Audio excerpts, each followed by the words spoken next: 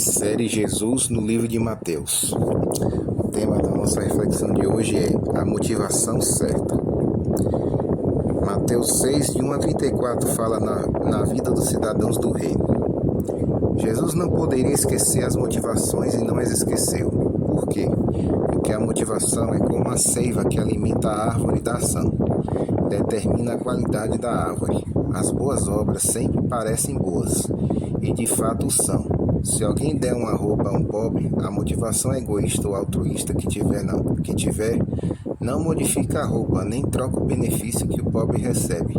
Mas quando a motivação é boa, a boa obra é melhor, porque modifica o que a executa e modifica a relação dessa pessoa com Deus, na obra executada e na valorização que Deus faz dela. Obras de caridade, Mateus 6, verso 1 a 4. Disse Jesus: guardai-vos de exercer a vossa justiça diante dos homens, com o fim de ser vistos por eles. De outra sorte não tereis galardão junto de vosso Pai Celeste. Mateus 6, versículo 1. Tal atitude é hipocrisia. A única recompensa que recebem é o louvor ou a simpatia das pessoas, e estes são efêmeros. Não há estabilidade nas reações das pessoas. Hoje louvam, amanhã desprezam.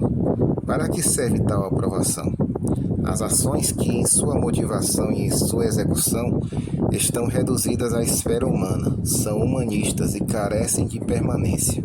Não acumulam satisfação. O gozo que o doador experimenta no momento de dar pode se tornar amanhã uma frustração pelo esquecimento das pessoas. Até o beneficiado esquece, não há gratidão.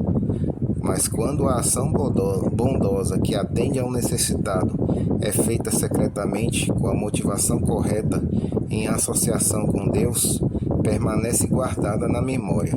Isso é estável. A satisfação do bem realizado perdura. Não há frustração. A benevolência se torna muito mais atrativa, gera o desejo de sua repetição e a pessoa que a executa melhora, por sua associação com Deus ao realizá-la. Na oração e no jejum, Mateus 6, de 5 a 18. A motivação hipócrita na oração é pior. Os fariseus tinham horários fixos durante o dia para orar, e quando chegava a hora, oravam no lugar onde estivessem. Isso não era necessariamente mal. Deus não condena a oração em público, seja ela feita em lugar de culto ou em qualquer outro lugar. O problema aqui era a motivação.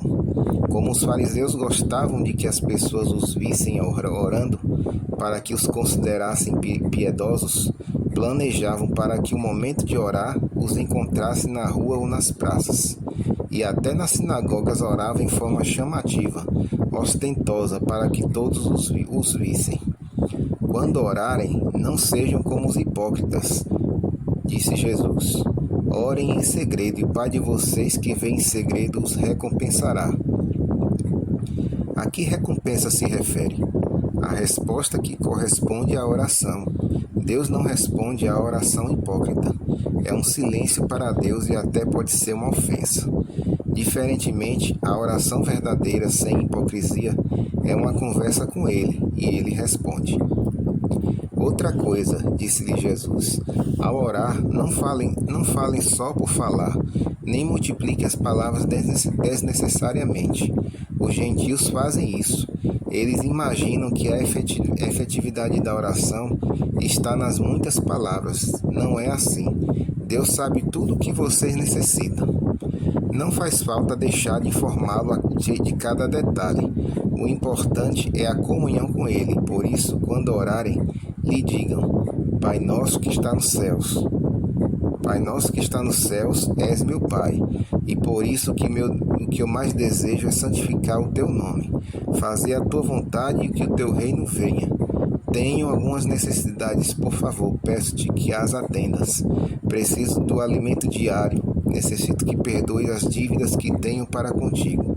Entendo que o farás, na medida que eu perdoe aos que me devem.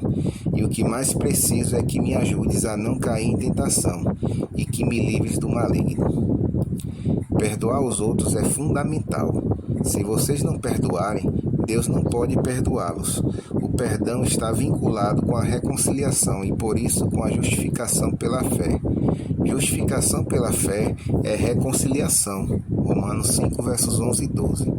Se vocês não perdoarem, não há espírito de reconciliação entre vocês. Isso significa ter mente inimiga. A mente inimiga que pede perdão a Deus sem perdoar o seu próximo realiza um ato hipócrita. A hipocrisia na oração é o maior absurdo que pode existir. Como Deus vai perdoar? Ele sabe tudo. Sabe que o seu pedido não é genuíno. E se não é genuíno, quando vocês pedem, realmente não pedem. Mentem. Vivam a verdade e digam a verdade a Deus. Se fizerem assim, a motivação da oração de vocês será verdadeira. E se for perdão que realmente procuram, poderão perdoar o seu próximo e Deus os perdoará. O jejum. Não mostrem rosto triste quando jejuarem. Não fica bem. Os hipócritas mudam o rosto e as pessoas não se pressionam com isso. Sabem que nessa atitude há uma tentativa de engano e que a piedade assim manifestada é falsa. Uma moeda falsificada não tem valor, é ilegal, ofensiva e traiçoeira. Merece rejeição e é rejeitada por todos. Além disso, o jejum de rosto triste descreve muito mal a religião de Deus, que é alegre e feliz e oferece um gozo espiritual permanente que só ela produz. Tu, porém, quando jejuares, unge a cabeça e lava o rosto, é o conselho de Jesus. Mostrem a alegria de seu serviço a Deus, sem proclamar a todo mundo que estão jejuando, e Deus lhes dará uma recompensa de gozo espiritual multiplicado e permanente. Nas atividades da vida, capítulo 6, versos 19 a 34. As maiores motivações que as pessoas têm na vida são as riquezas e as preocupações. Acumular e se angustiar. Não acumuleis para vós outros tesouros sobre a terra, disse Jesus, mas ajuntai para vós outros tesouros no céu. Mateus 6, versos 19 e 20. Na terra, a inflação, os maus negócios, as decisões arbitrárias dos governos, as manipulações internacionais dos valores e os ladrões os fazem desaparecer, e vocês ficam sem nada.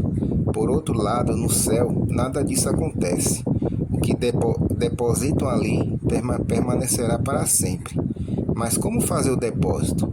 Em espécie, em cheque, em metais preciosos, em ações, em bônus do tesouro divino, em bens do paraíso restaurado? Como? Não é tão complicado. O investimento celestial é feito na terra. Aquilo que interessa a vocês e a Deus. Quando interessar a vocês e a Deus, o tesouro de vocês estará no céu. E onde estiver o seu tesouro, ali estará também o seu coração. Não se confundam pensando que devem dar tudo a ele e nada sobrar para vocês, ou que para acumular tesouro no céu, vocês têm que viver como pobres, escondendo o seu tesouro da vista dos outros, como se não o tivesse, ou gastando tudo para ajudar o próximo e a igreja. A igreja, a pregação do evangelho, os pobres e também vocês interessam a Deus. Ele não deseja ver ninguém sofrendo por escassez e miséria. Seu desejo é que haja o suficiente para todos. Entretanto, o inimigo, o diabo, introduziu tanta miséria no mundo que agora é necessário agir com a sabedoria do Espírito Santo para saber entender o que é prioritário e mais urgente. Vocês necessitam de visão clara, porque se estiver nublada, todo o ser estará em trevas. E não pretendam servir a Deus e ao Deus da riqueza, porque ninguém pode servir a dois senhores, pois menosprezará um e amará outro, ou desejará muito a um e a outro desprezará. Vocês devem servir a Deus, e Ele se encarregará de orientá-los nas demais coisas. Por isso lhes digo, não se preocupem com a sua vida, o que comerão ou com o que beberão, nem pelo seu corpo com o que vestirão. Deus alimenta as aves e vocês valem muito mais que elas. Ele vestiu os lírios com a magnificência maior que a de Salomão, e vocês duram no tempo muito mais que eles. Não precisam se preocupar com isso. Deus já conhece a necessidade de vocês. O que precisam é fé. Por isso, procurem primeiro o reino de Deus e a sua justiça, e todas essas coisas lhes serão acrescentadas. Mateus 6,33. O que vale é o reino dos céus. Ele deve ser a correta motivação de vocês para tudo o que fizerem, para a qualidade de vida material, para a vida espiritual que desenvolverem e para o tempo de vida que desejarem. E não se angustiem, pois quando chegar o amanhã, ele trará os seus próprios cuidados. Faça o bem cada dia, sob a direção e o poder de Deus. Cumpram os deveres de cada dia e tudo lhe sairá bem sempre.